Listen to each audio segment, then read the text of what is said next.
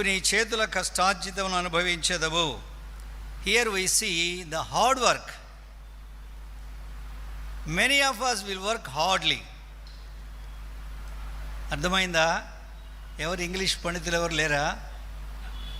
Many of us will work hardly అంటే మనం పని చేయము, చాలామందివి సోమరోళం. But here we see the hard work, చేతుల కష్టార్జితము. ఈ రోజుల్లో అనేక మంది క్రైస్తవ యవనస్తులు ఏమనుకుంటున్నారంటే ప్రార్థన చేస్తే అన్నీ వస్తాయని, చదువుకోకుండా ప్రార్థన చేద్దాం సువార్తకు వెళ్దాం అనుకుంటున్నారు. That is foolishness. God will never bless such people. You have to pray, you have to preach the word and you have to attend the worship service. At the same time, your responsibility is to work hard wherever it may be a student or you be a worker or whatever you may be. వీళ్ళిద్దరూ అమెరికాలో చదువుకున్నారు, లేదా లండన్లో చదువుకున్నారు.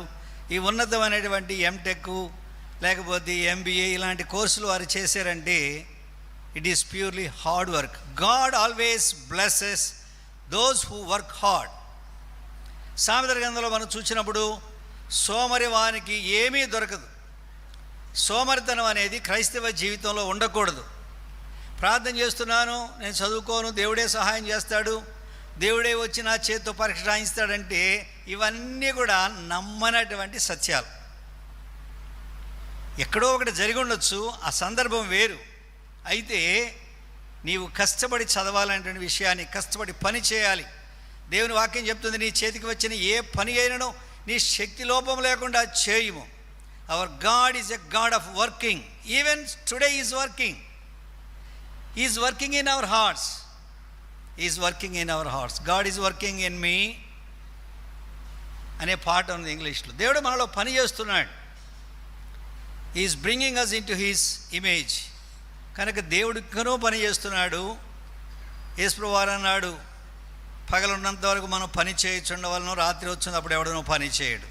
నా తండ్రి ఇప్పటి వరకు పని చేస్తున్నాడు, మనం కూడా పని చేయాలి. దేవుడు పని చేస్తున్నాడు, ఆయన ప్రజలమైన మన భూమి మీద మనం పని చేయాలి. ఇన్ అవర్ సెక్యులర్ వర్క్, ఒక్కొక్కరికి ఒక్కొక్క వర్క్ దేవుడు ఇస్తాడు. Maybe teaching profession, you may doctor, or you may be a farmer, a business man, whatever it may be. Unless you work hard, don't expect any blessings from the lord. ఇది ఈ వచనంలో మనం చూస్తున్నాం.